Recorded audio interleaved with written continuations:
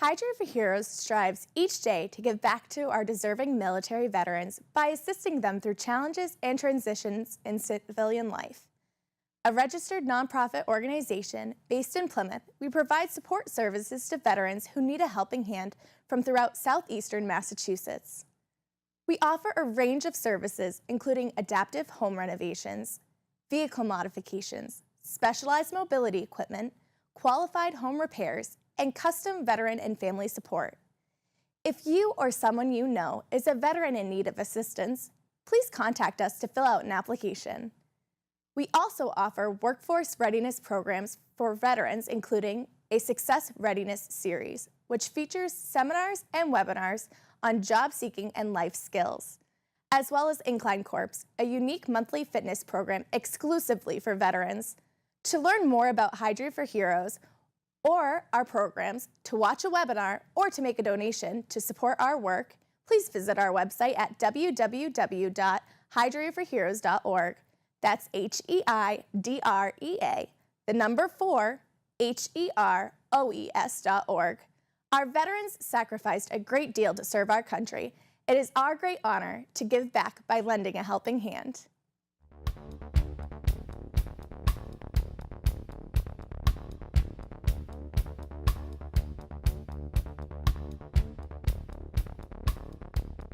And it's nice to be here.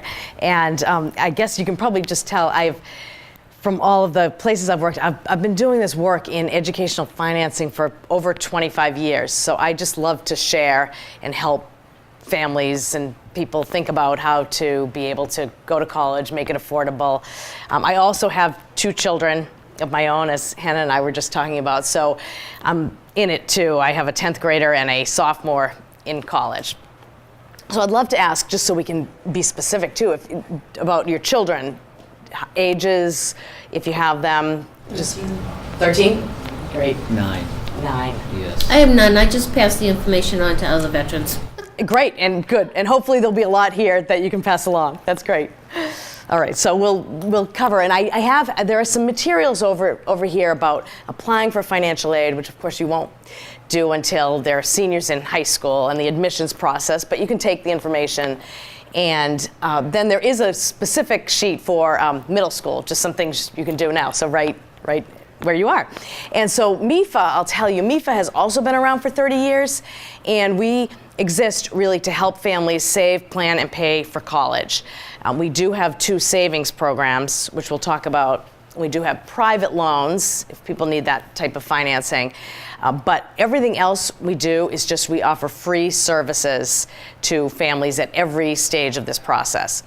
And one of the ways we do that is presentations out in the community. But some other ways that I think are really great are, one, we have this email service where if you go onto our website and you just tell us your email and the age of your child, then twice a month we send you an email that just gives you information about what might be helpful at that age and stage. You know, things when they're really young about maybe how to save an extra $25 a month, some tips and tricks that way. And then as they get into middle school, things about choosing classes. And we have a free web portal where they can go in and learn about their interests and research careers and things like that. So all of this is free. So if you can either just go online and find all of the MEFA resources, and sign up for that email service. So quickly, this is sort of the loose agenda, but mainly we want your questions to be answered. So we'll just talk about the importance of college, really, for today's children. And then a few tips about how to prepare academically, how to prepare financially, and we'll touch base on financial aid and strategies for saving. And I will talk about the 2 MEFA plans, which are the U Fund and the U Plan. So, really, we just like to show some of these statistics, which are that for the most part, most students these days are going to need to do something after high school. And as the second bullet says, college is not one thing. College is a very wide definition to 4-year private colleges, 4-year public colleges, 2-year community colleges, vocational training, a wide range. But if a student doesn't do something after college, most likely they'll be somewhat limited in their career and job choices. So additional training is usually needed.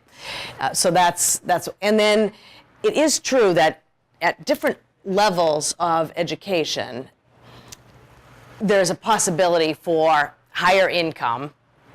And a statistic that I heard recently is not just that at different levels of college, people can earn higher incomes, but they also have more protection against unemployment.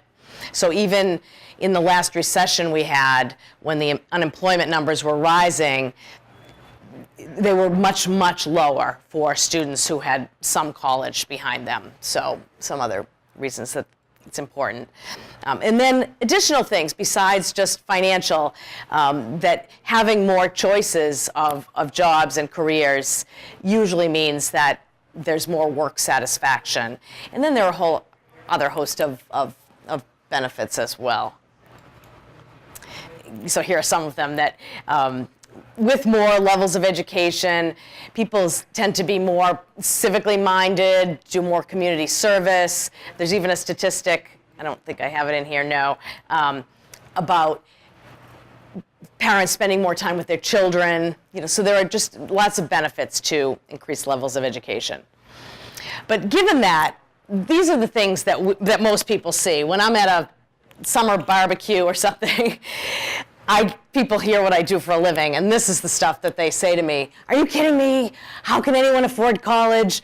Is it really worth it? All the stuff up here. You'll never get an empty nest. Your kids will be home with you. Should parents pay? I can't pay. All these things, and it is scary because if you just look at some of the news stories, they'll tell you the number of colleges that cost over $60,000, and people start saying times 4 years, times how many children I have. It just seems impossible, and it doesn't seem like a reality. But the truth is that, as I mentioned, there are lots of different types of colleges, lots of different paths.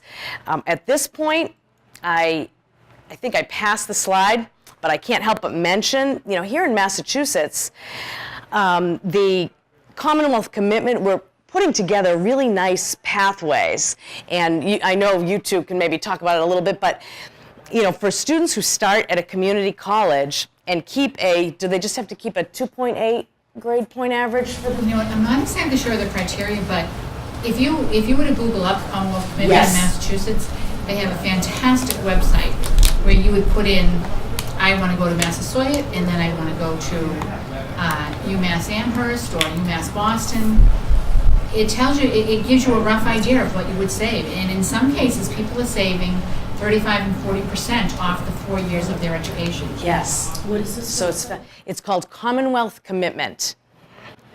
And it's just terrific that you can go right from the 2-year into the 4-year schools, and then save a percentage if you keep a certain grade point average. You have to keep it, and you have to be on a certain pathway. Yes. So it's really an incentive for students to come to school, be full time, make a pathway choice, and kind of move along that pathway. It's not that they can't change it, but what will happen is when they come to, so for example, if they're coming to Massasoit, at the end of the term, they will get a 10% rebate of the tuition fees that they've paid. So that will be kind of like an immediate refund to them. And this is in addition to their aid. Right. So they can still get financial aid as well. Then the other aspect of it is if you remain in the program, tuition and fee rates freeze for you so that you don't pay increased rates as you move through. And the freeze remains when you go up to the 4-year institution. So say you enter in 2016, you enter into the program, and it's a pretty. We're expecting that we're going to have some. The talented students, the really committed students, are going to be in this program because it's rather rigorous. But once you're there, you're saving money every single semester, and it's pretty impressive what they've put together. Yeah. And it's going to continue to grow. Yes. It's just starting right now. Yes. So that means you go through all the schools in the state of Massachusetts. So like you start at a community, and then whatever state school. Yeah, it's all Exactly. Massachusetts public higher education. Yes, very important point, yes. Yeah. So, and it's fabulous, and I like to point that out as one of the greatest ways that you don't have to just be scared off by these headlines. You just have to be knowledgeable, and you sitting here tonight, you're getting this education that there are all kinds of pathways. So you will be able to kind of guide your kids into something that's reasonable so that they make choices that are good academically, but also financially. So, and you mentioned the is this just for Massachusetts? There are some other money-saving things that we talk about too on the MEFA website, such as this program called Tuition Break.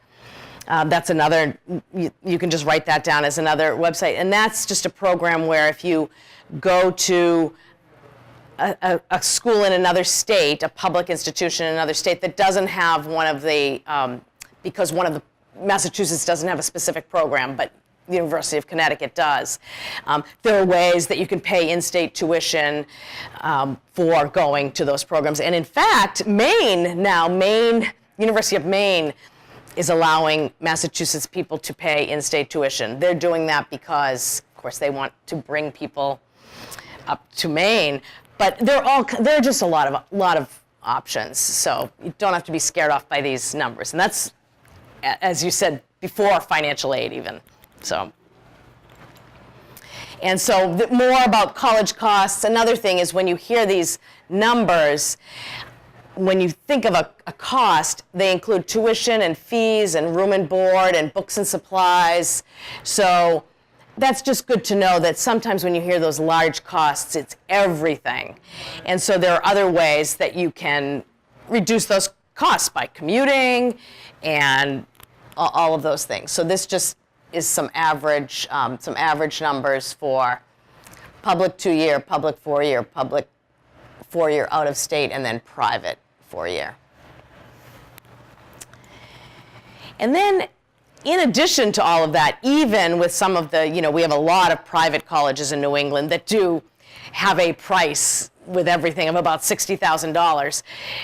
But one way that you can see maybe what that might cost you as a family, there are some tools that you can play around with online to get a sense of what type of financial aid you might be able to receive if your children went to some of those schools, just to give you more of a sense. So one is that you can try out an expected family contribution calculator on the College Board's website, and that's there, that would give you a sense of what you as a family might be expected to pay. And then every college has something called a net price calculator on their website. And if you use that net price calculator, you can at least get an estimate. And again, your kids won't be going to college for a number of years, but get an estimate of some of the types of financial aid that can be available to you. And some of those calculators are pretty simple, and some are very detailed, like for some of the private institutions. So if they're very detailed, that probably means they're doing a pretty good job of estimating the type of financial aid package you might be able to receive there. So you can keep all of those in mind. And this is the last, on that last slide, you can see College Scorecard. This is another website, a federal website, where you can just search for colleges, get a lot of information about them, and then it gives you some detailed information like average annual cost, graduation rate, the salary, average salary after attending. I mean, you have to take these numbers with a grain of salt. They're average, but at least there's some information out there that you can do some research and make sure you're helping your child make a good decision. And then you will apply for financial aid, and basically we say there are 3 types of financial aid: grants and scholarships, the best type of aid that is just awarded to the student, not paid back. But then there are also there's work study aid, which would mean that your student would get a job on campus, and usually use those to pay miscellaneous expenses throughout the year. And then student loans are considered financial aid. for a couple of reasons. Because they are in the student's name only, and they do have fixed interest rates, and they have a variety of repayment options at the other end. So they're a little bit different than a regular loan that you would get, just at a bank or something. So they are loans. The student will have to pay them back. So you would want to advise your student to be very cautious about borrowing and know what they're borrowing and know what that was going to mean for a payment on the other end, and at that point, you would want them to be very wise about all of that, but that is an option, especially if they go to one of those more expensive schools and need to finance it. I feel fairly comfortable having students borrow the federal loans if they're sure that they're making a decision at the right school and for the career path they want, because they do have those other repayment options on the other end. But if those loans do have limits, and so as an undergrad, the maximum they can borrow is about $27,000. And that if they borrow that, I feel comfortable with that amount and with the repayment options on the other end. If that's not enough, then they probably should look at a more reasonable option.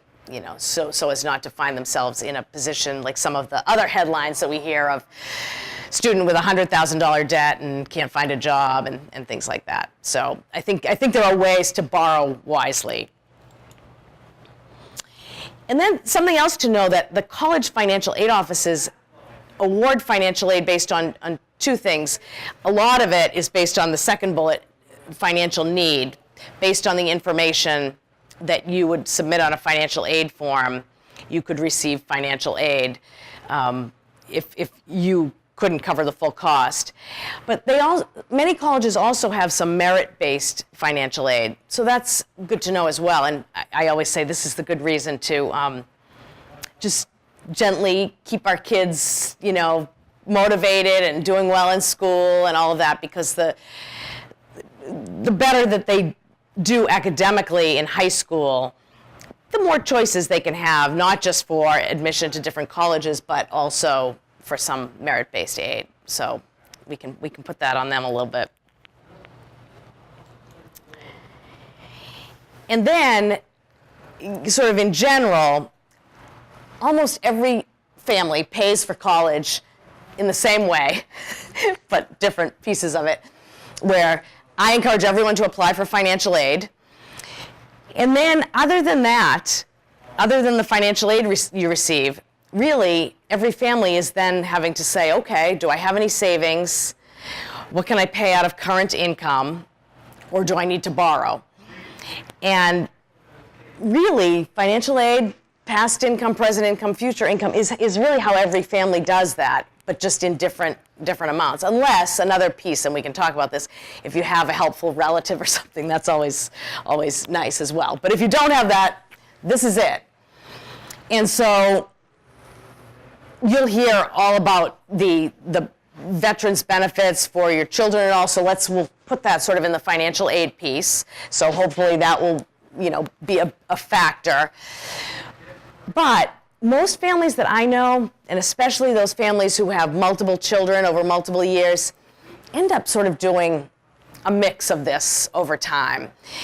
And so the reason I push savings, which we're going to get to next, is that the more you have saved, just the less pressure then to use your current income or to think that you might have to borrow another loan or something like that. So having that little bit of savings just allows more choices when the time comes for your child to go to college. So this example shows that too, that let's say you have a $10,000 college cost.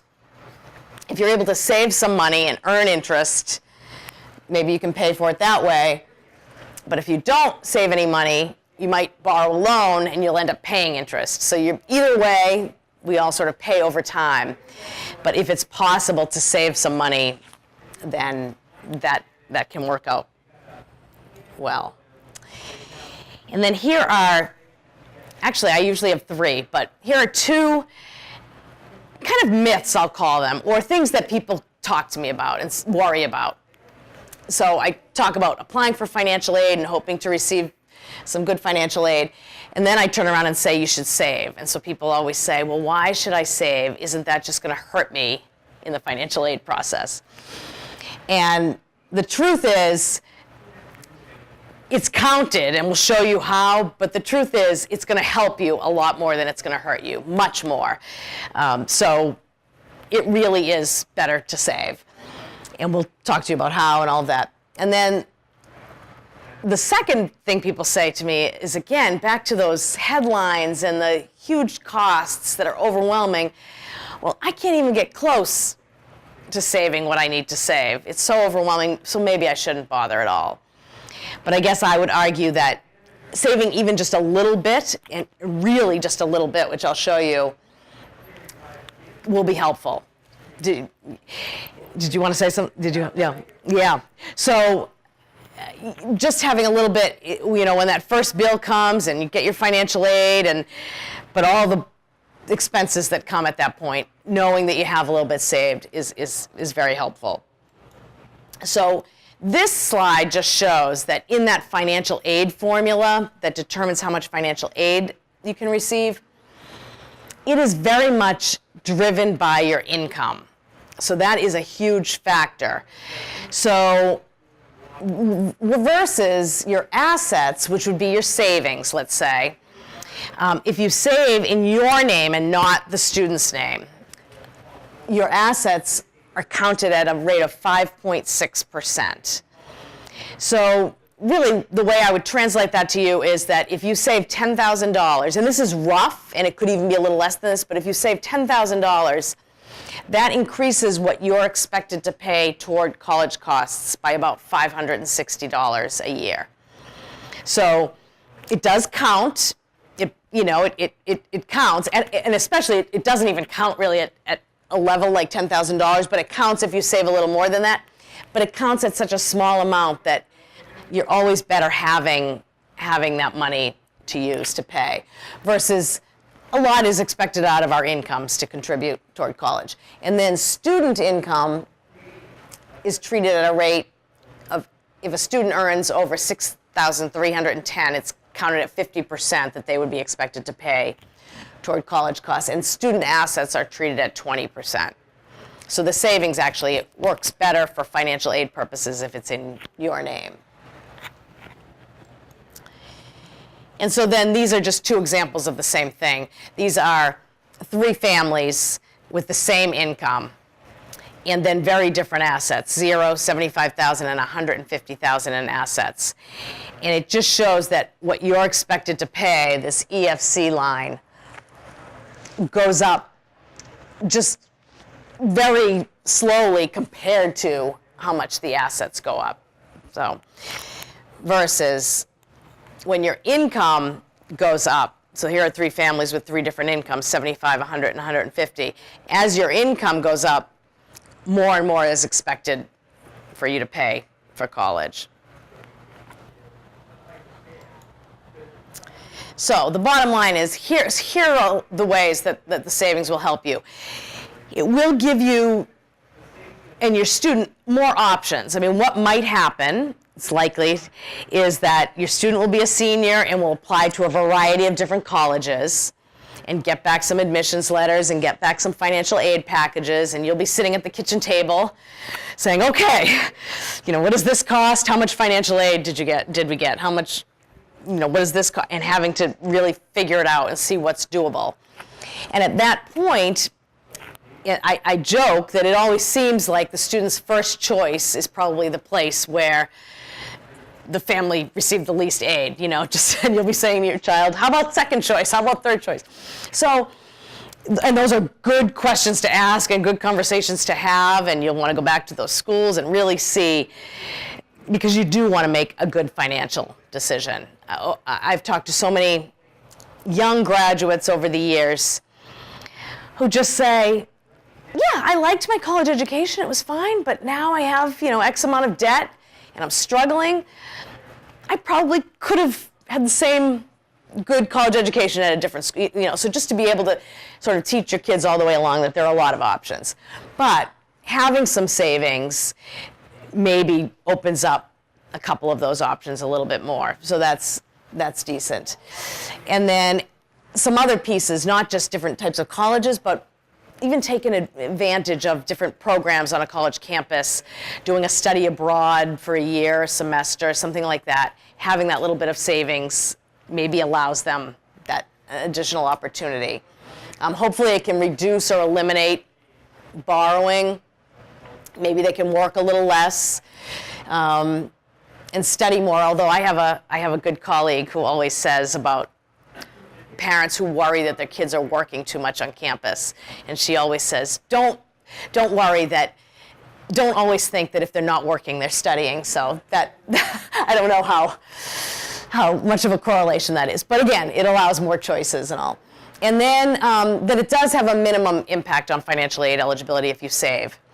And then the last one, I think, is a really good point to make, which is that there has been research done, and actually I wish I brought the form, but there's been research done, a lot of it, on parents saving for their kids' college.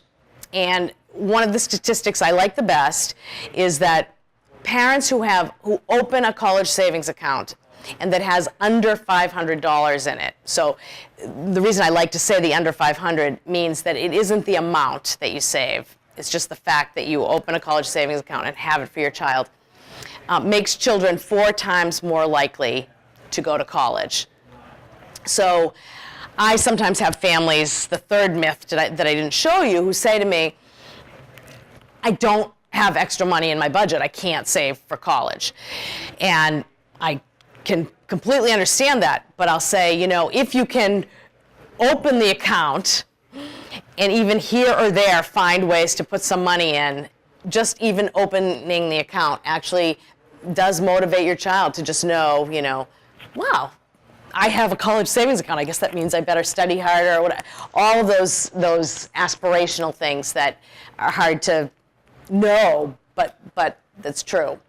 So, for example, I was just mentioning to Amy that MEFA is working with the state treasurer right now on this pilot program in the city of Worcester where every kindergartner is going to receive $50 into a Youth Fund 529 account that I'll tell you about. And she uses that piece of research all the time just to say to these families, even, hopefully you can continue to save, but even if you only save once in a while or a very little bit, just by virtue of opening the account and having it, hopefully will motivate your child. So. And these are just, a few more examples, and then we'll get into the savings, which is this is something typical that I might see, that Hannah probably sees, that here's a student who's going to study business at a 4-year institution, costs $22,000, receives a good amount of financial aid, even though there is a loan in there, but there's still $2,000 that isn't covered. And so it seems like there's always something that isn't covered. There's always a little bit more. And that's where the savings. And here's a young woman, also received a lot of financial aid. Her college cost $60,000 and leaving a big gap there. So we also see situations like this. Oh, we discussed that earlier. And maybe Katie can't go to this school, but depending on how successful her parents were at saving, that could be a possibility. And then this slide just shows that the earlier you start, the better. So this just shows if you start saving in kindergarten is the purple line, 3rd grade is the blue, 6th is the red, and then 9th grade is the green. It's saving at different amounts and how much you can earn over a period of time. So if you start, the earlier you start, the better. But also, it's not too late either. I will have friends who say to me, I haven't started anything. My son's in 10th grade. I'll say, you have a few years. Put whatever you can away. Just a little bit will actually be helpful to you. And having a sophomore in college, I know that. And so my sort of advice is just start as soon as possible. And then if possible, if you can set it up so that you do have a small amount going in every month automatically. So you're not every month having to say, oh, do I have an extra $50 or $25 to put in? Just have it kind of come out of a bank account or something. That people do tend to save more if it happens automatically. And then two other great things about having the account opened. First is that sometimes people like to give a gift, a birthday gift or a holiday gift or something. So to be able to say, well, you know, a small gift into the college savings fund would be great, and maybe a grandparent or something could help add to that. And it's very easy. I'll show you once an account is open for people to do that. And then when your kids get old enough to earn their own money, have them help as well. I have my kids put a little bit into the one that I opened for them. So before, I'll talk about the MEFA U Fund, one specific type. I'll talk about these both savings accounts, but any general questions? No? Yeah. Yeah. On one of the previous slides, you had a mention of grandparent-owned. Oh, yes. Can you just speak to that a little bit? Yes. So I won't go back because I won't try to go back here. But yes, so that is true. Sometimes a grandparent will want to open a savings account for a child, and that's terrific. But it's a little tricky, and I've had people talk to me about how that's included in the financial aid process. So when you apply for financial aid, it's just the parent and the student who apply for financial aid. So if a grandparent is saving, that's not counted. You don't put that on the financial aid form to start with. Also, because it's the grandparent's money at that point, and they can do whatever they want with it. So it's not really the child's money until it is. But what happens is, so up front, so that sounds terrific, the grandparent's savings isn't counted. But what happens is as you go along, as the student goes along in the program, if the grandparent does take out $1,000 and then pay the bill with it, there is a question on the FAFSA going forward that just says, were there any monies paid on your behalf? So then you would report it later, and only the amount that was used. So I know there are some grandparents that worry about that, but you know, I think it's a great thing if grandparents are helping, and it would just be something that you'd want to pay attention to using that money, but it's still a positive, and you don't use it on the front end. So,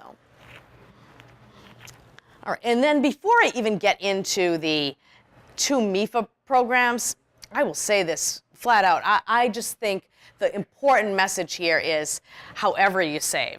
You know, the nice thing about having a specific college designated account is then I think maybe psychologically we're less likely to take it out if we need it for an emergency or something. So I think that can be a real benefit to using a specific college designated account. But otherwise, any way you save is terrific. So these two plans are MEFA's plans, and the first one is the U Fund. And the U Fund is the Massachusetts 529 plan. So all states have a 529 plan. Some have multiple. And you can save in any of them. You don't have to save in the Massachusetts plan. Although there is one additional reason, besides that it is a good plan, in that starting in 2017, this just happened, there is going to be a state tax deduction that you can now take for a married couple up to $2,000 and a single person up to $1,000 for any money that you put in these plans. So that's brand new, hasn't even happened yet, but starting in 2017. So that might be a reason to choose Massachusetts over another state's plan. Most of the plans, the Massachusetts plan it's MEFA's plan, and it's managed by Fidelity Investments. So Fidelity manages all of the money, and they're great money managers, which makes it a great plan. I would say that other than that, most of the 529 plans work like I'm going to describe. So the way they work is you open the account for $50, or you can sign up for $15 a month, either one. And then the account is opened, and you open it as the owner and your child is the beneficiary. And then you just save. You can save every month, or you can save once in a while, or however you can. But when you save, any interest that you earn, you don't pay any taxes on that. So there's no taxes all the way through. And then when you go to take the money out, as long as you use it for educational expenses, tuition fees, room and board, books, supplies, equipment, then you never pay taxes on any interest that you earned. So that's what makes it a little bit better than a regular savings account. And I like it because you can take the money out and use it at any college or university, any accredited college or university. You can use it for a wide range of expenses.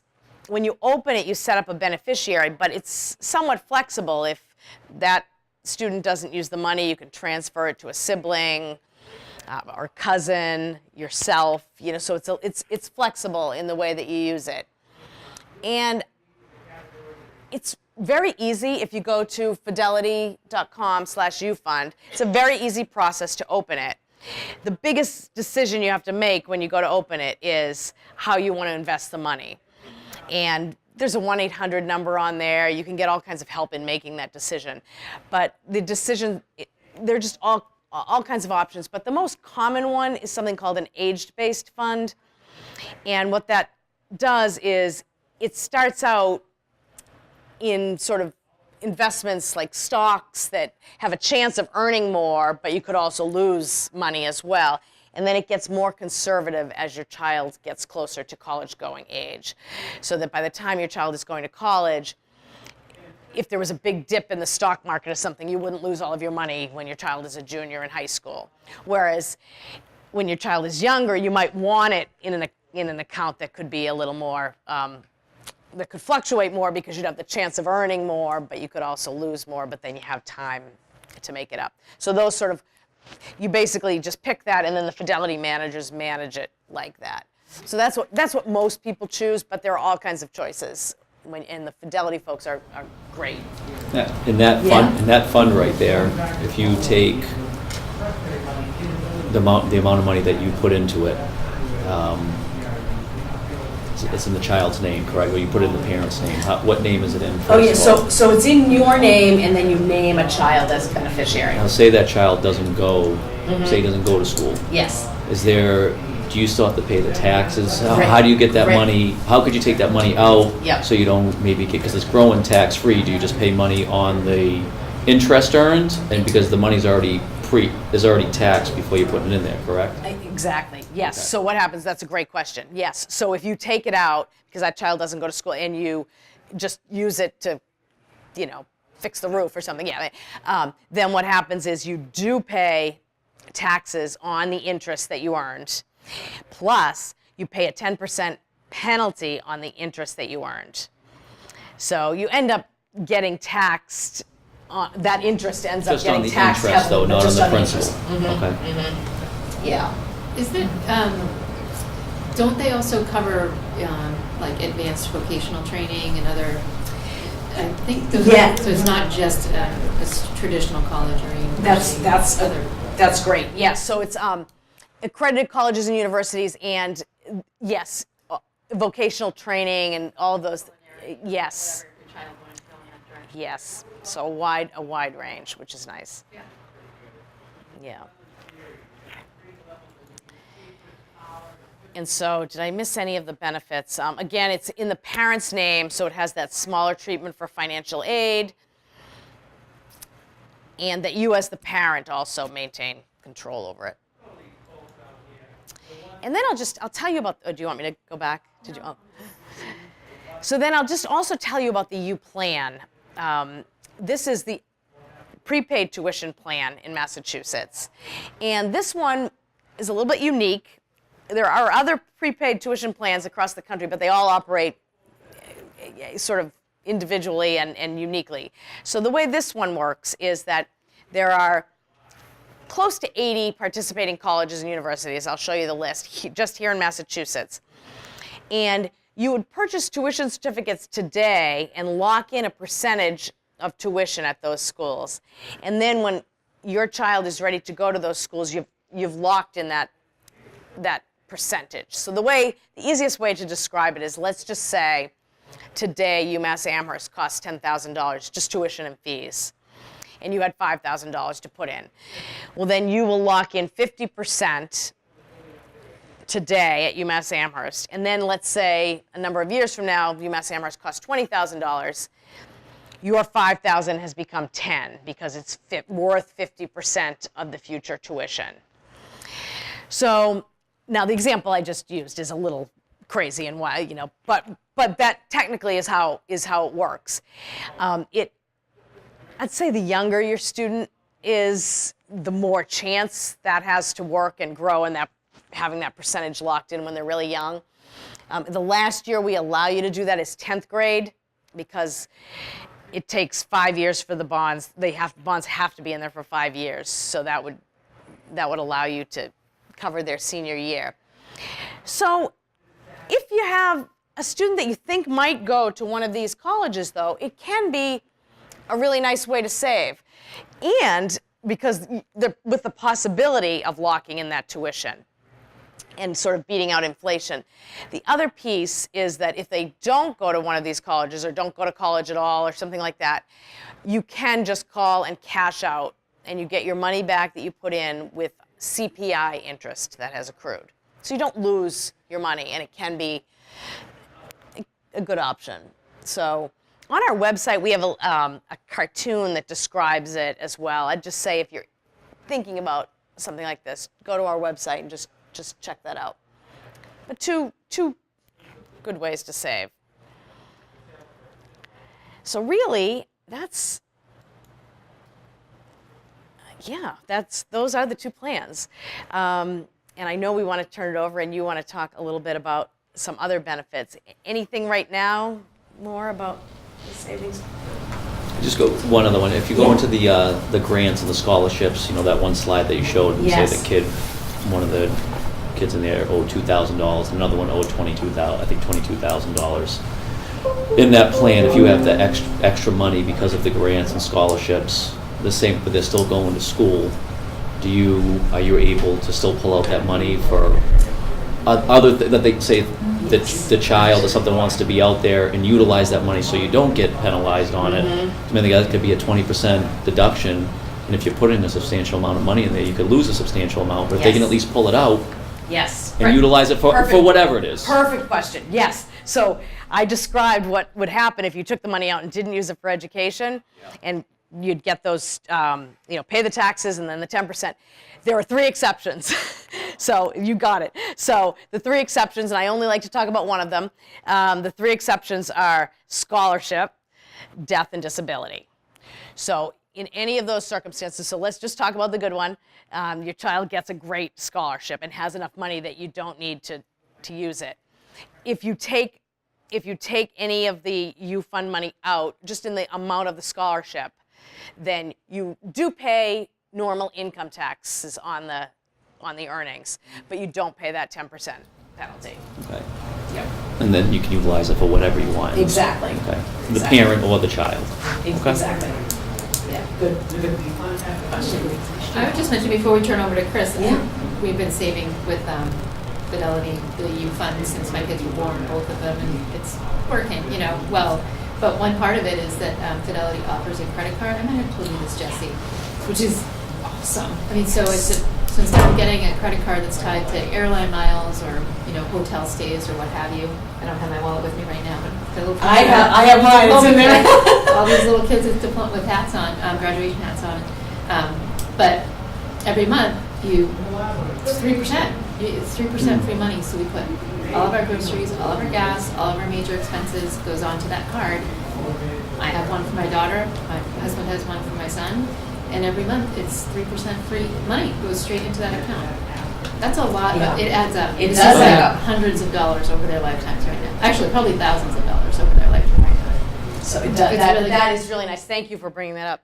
And 2 other things that Fidelity has done too are, one, you can set up a website to, if you want to share that other people could give gifts. And the second thing is you can just use your phone to take pictures of checks to deposit into it too. So it's, Yeah, it's pretty easy to do too. Just give them a call and it doesn't take too long. Yeah, it's, I mean, it's straight out free Because you know, money. you do it with your other credit cards. I mean, you get cash back or whatever you made. Yeah, definitely. And at least it's going to a place, when you get the cash back, you just go and spend it on the coffee and going out to eat and stuff, and now at least this is just going straight in, and you get a report a statement every, I can't remember if it's every month or every quarter, but it's nice to see, you know, like $120 or whatever it is. I mean, that's, Because you're my doing that daughter's anyway. 12, my son's 8, so over all of that time. You're doing all that stuff anyway. You're doing it anyway. Yeah. Doing it anyway. And so now on to you, Chris. Cool. So, as I said, my name is Chris. Chris Blunt. I am currently a full-time student here. I work in the Veterans Services Office as a VA work study. I'm graduating in the spring. I am a Marine Corps veteran, and so I'm here to talk to you a little bit about the Veterans Administration benefits, and things that might apply to not only you, but also what you can potentially pass on to your kids. Talk about the application process, talk a little bit about, there's a lot more benefits than what I'm going to talk about. We have not only the ones that are listed here, the post 9/11, the Chapter 31, which is vocational rehab, and the Chapter 35. We also have other benefits. There's the Chapter 1606, 1607, Chapter 32, Chapter 30. There's so many different other benefits, but I figured I'd touch on the ones that are the most prevalent and that would be most relevant to you. So the application process, the application is very simple for the for Chapter 30, Chapter 33, 1606, 1607. Those all use the Vaughn app. It's the Veterans Online application, and it can be found on the VA's website. It's a very easy application to fill out. There are also paper forms that you can fill out, and it's the VA 22 TAC 1990. You want to fill this form out as early as possible, but when you're registering for classes, you don't have to have this completed. So when you once you complete the application and it goes to the VA, it usually takes them anywhere from 6 to 8 weeks to certify you. And then after that, they'll send you in the mail a certificate of eligibility telling you what you're eligible to receive and what your percentage rate is. But before all that, you can still register, your kids can still register for courses, still register for the semester before they actually receive the certificate of eligibility. What we'll do is the Veterans Office, our certifying official, will put a hold on their account, and then once we receive that certificate of eligibility, it'll get backdated, and then you'll be brought up to date with that. So the certificate of eligibility gets sent directly to whoever is enrolled.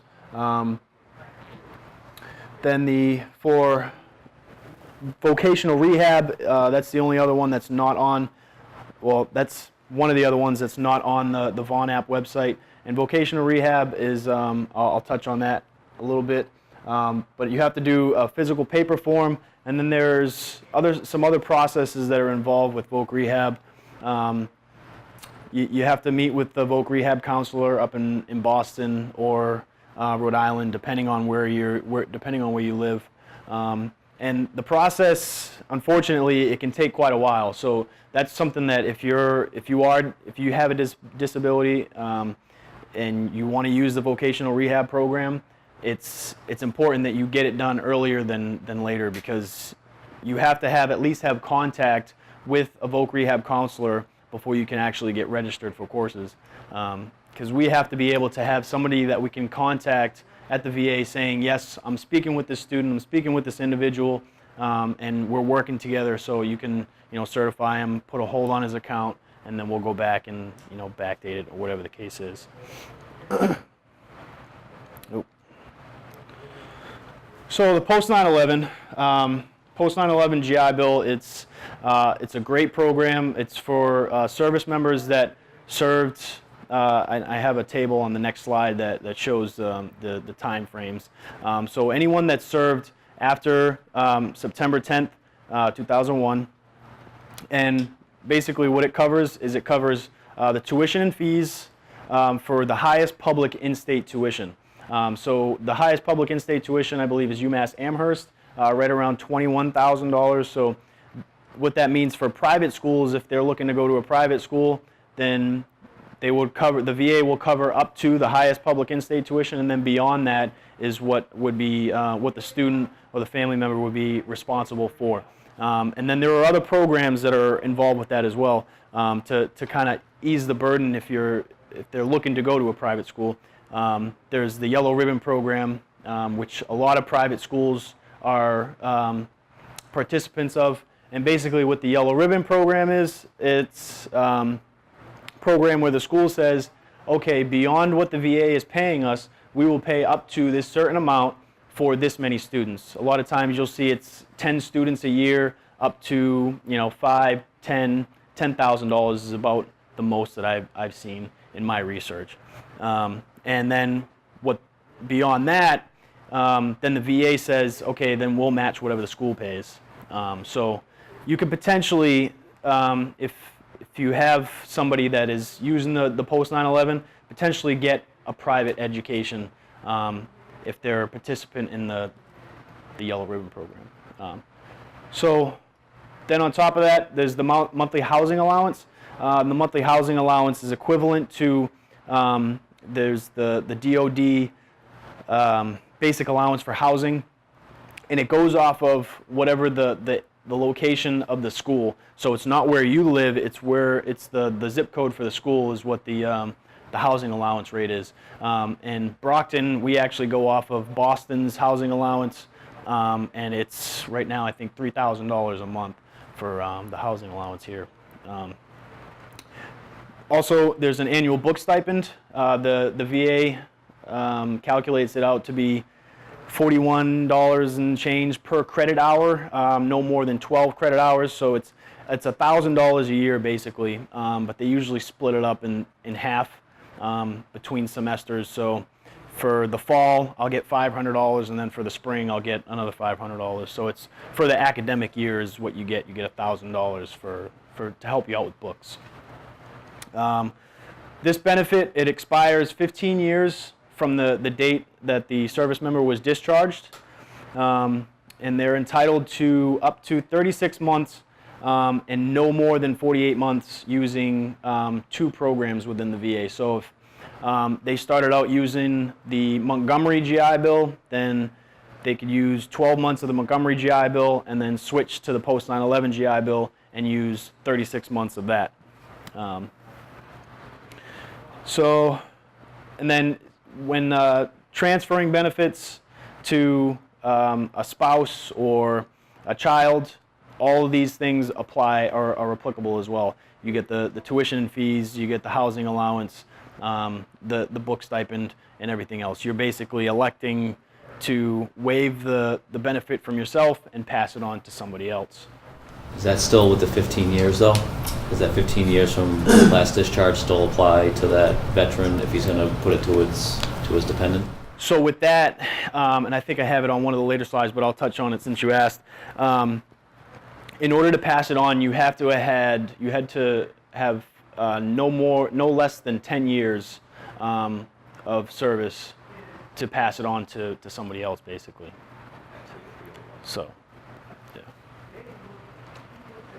yeah. And then these are the percentages of the benefit that you'll receive, or the veteran receives and may pass on. So in order to get 100% benefit, you have to have at least 36 months of active duty time, or at least 30 continuous days on active duty, but received a service-connected disability while you were within that 30 days.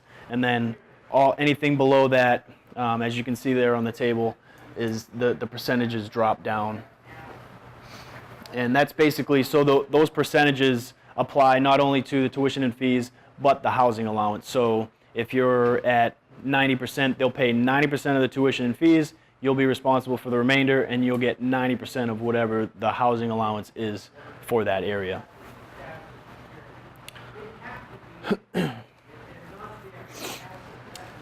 So the rate of pursuit, the GI Bill, with the GI Bill, you have to have a minimum of 7 credits. Well, actually, it goes off of whatever the institution considers to be full-time rate of pursuit. Here at Massasoit, for example, it's 12 credits. That's full-time rate of pursuit. So the minimum amount of credits that the VA will say that they'll give you BAH or the housing allowance and pay for, you have to have 7 credits. So if you take below 7 credits, they'll still pay the tuition and fees, but you won't get the housing allowance. And then again, they go off of a percentage starting at 7 credits. So then once you go up to 8 or 9 credits, the percentage goes up to 70 or 80%, I can't remember. And then so it gets calculated out that way. So if you have 100% of the GI Bill, but you're only taking 6 credits, then you'll get 60%. Then if you have 60% of the GI Bill, you only get 60% of the total benefit, and then you're only doing 7 credits, you're only getting 60% of that 60%. So it's a lot of different calculations that get involved with that. So like I said, the transfer the entitlement have to have at least 10 years of service. And when you're transferring, you have to not only elect to transfer the benefits, so you have to go online and you have to apply and say, yes, I want to transfer this benefit to my child, my spouse, whatever the case is. Then they also have to go online and they have to apply for the benefit. That's one of the things that we see a lot. There's a little bit of miscommunication down in our office. They'll say, oh, well, my mom filled out this paperwork to transfer it to me. Well, did you apply for it? No, I didn't know I had to. So that's one of the things. Then they have to go and they have to fill out the application with the VA, and then they have to say, yes, I am accepting these benefits basically, and I would like to, start using them. On top of the post 9/11, there's the Gunnery Sergeant Fry Scholarship. So it's for spouses and children of a family member that died while they were on active duty. And it's all the same benefits as what the post 9/11 GI Bill is. And is that immediate? What's that? Immediate family member? Immediate, yeah. So okay. Mother, father. Yeah, for kids. No aunts, uncles, or anything like that. No. Okay. Nope. So vocational rehabilitation. So this is the next one I'll talk about. So you get a subsistence allowance is what the VA calls it, but if you're eligible for the post 9/11 GI Bill, then you get the housing allowance, whatever the housing allowance that you would be eligible for. So I'm in the process now of changing to vocational rehab. I am eligible for the housing allowance in this area. Once I transfer to vocational rehab, I'll still get the same housing allowance. However, with that though, if you weren't a post 9/11 veteran, then your subsistence allowance is going to be very different. It's going to vary significantly. Vocational rehab, so you had to have a discharge other than dishonorable and have a service-connected disability of at least 10%.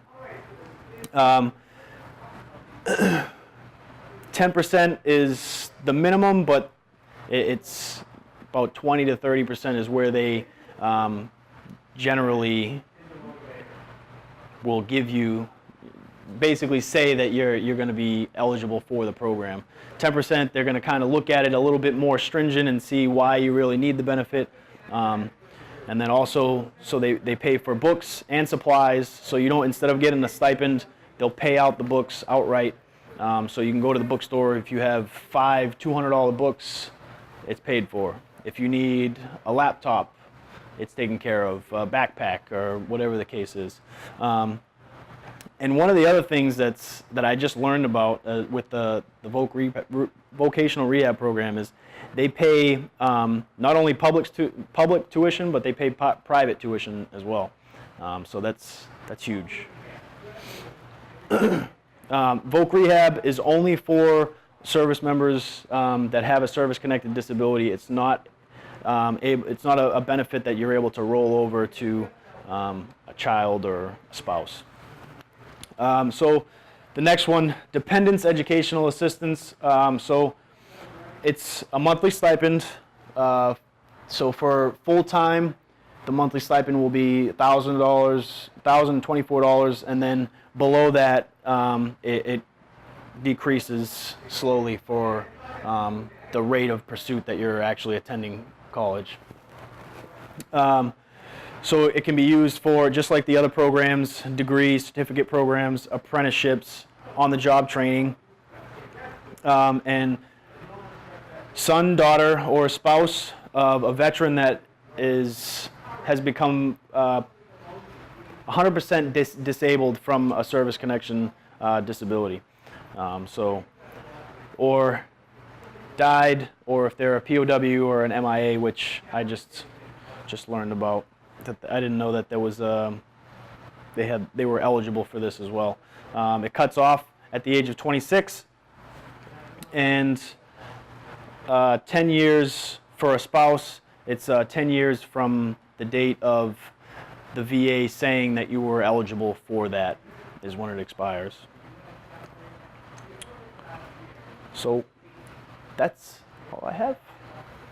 Any questions? For the post, you got one, Amy?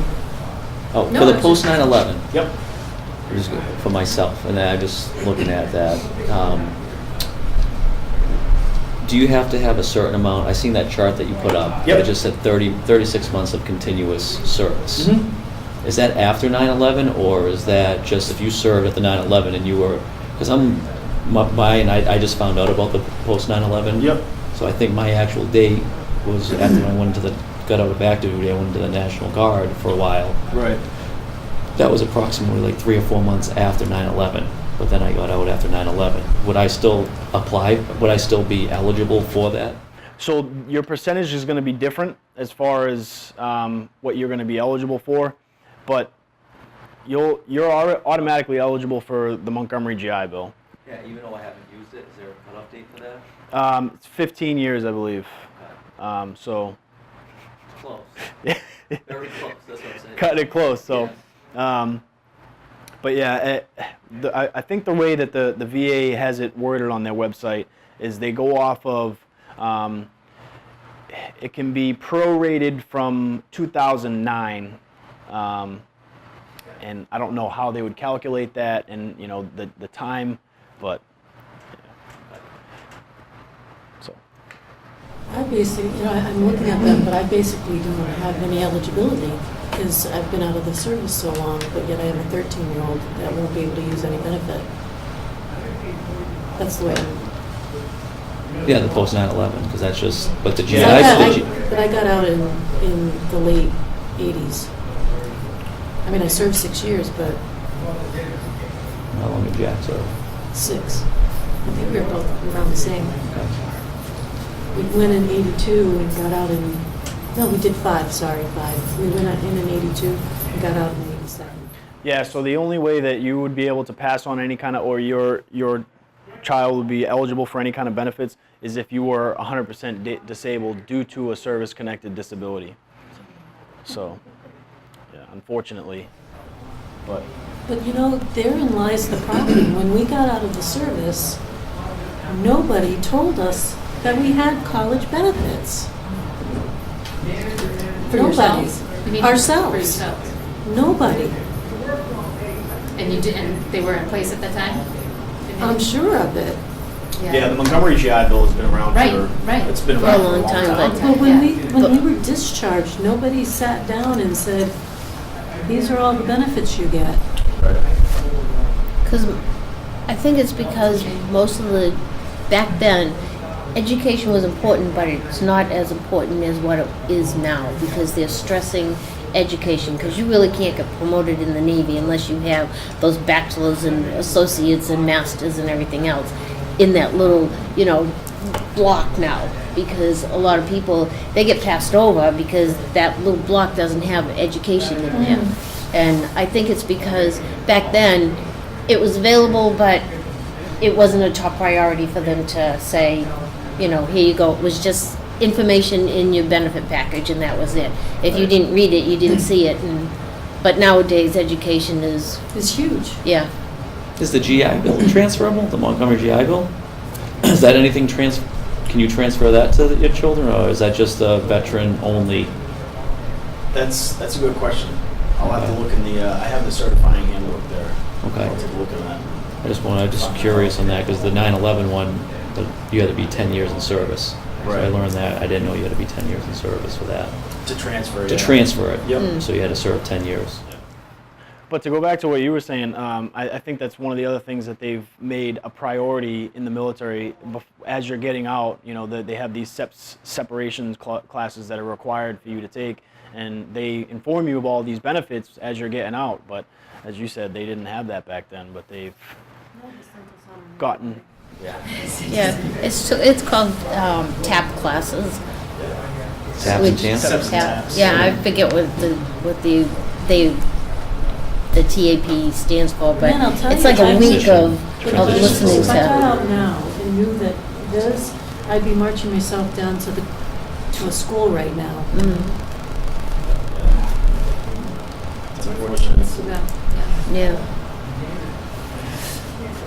Excellent job, Chris. Thank you. Yes, thank you. Very much. informative.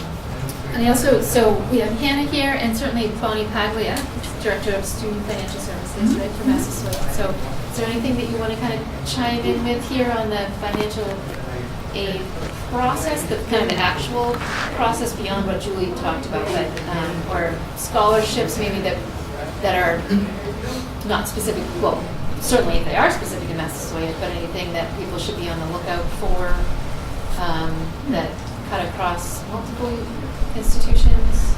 Well, I can give just a little plug for the U Plan, because we do have a number of students here that use it, and some of them are receiving significant discounts, because what happens is, when we receive the money, so we are told about, you know, that this is calculated for us through MEFA, but we're told that, you know, you're getting $2,000 for this student, but the credit to the student's account is going to be $3,000, because that was what they had earned in this program. So it's been pretty beneficial for quite a number of students. We probably have maybe about 35 to 50 students every year that participate in it. It started out very slow a number of years ago, and the tuition and fee prices weren't increasing a lot in the beginning of the program, so people weren't really seeing a true benefit. But now they're really seeing it. It's worked out really well for some of them.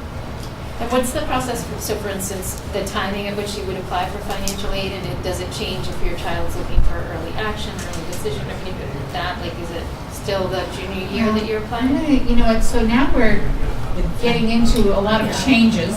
No, you still wait until your senior year, but you can Oh, apply senior now year. October 1st. Instead of, it used to be available January 1st to be like your senior year, but now it's available October 1st.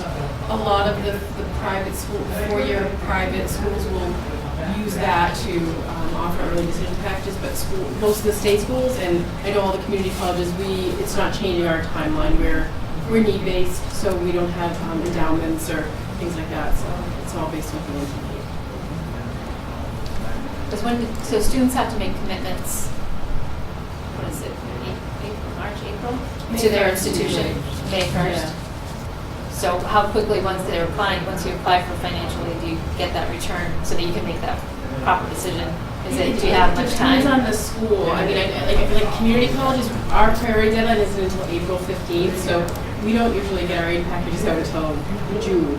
So, but at a four-year school, if you apply by their deadline, which is usually the second week of February, a lot of them say February 15th, you have to have your FAFSA done, you have to have your profile done, and you get everything back to them. You'll hear back from them in March, so you can, March, April, so you can make a decision before May 1st. So a couple months. Yeah. But community colleges, for any of them, I wouldn't expect those very early. Fair enough, fair enough. All right, do you guys have any questions for Julie or Chris or Bonnie or Hannah? The answer on mine. Well, thank you all so much for staying Thank you. and Thank being you a for part of this. hosting this. Thank you, David, over here, our technician. Yeah, so have a great night, take some pizza home with you.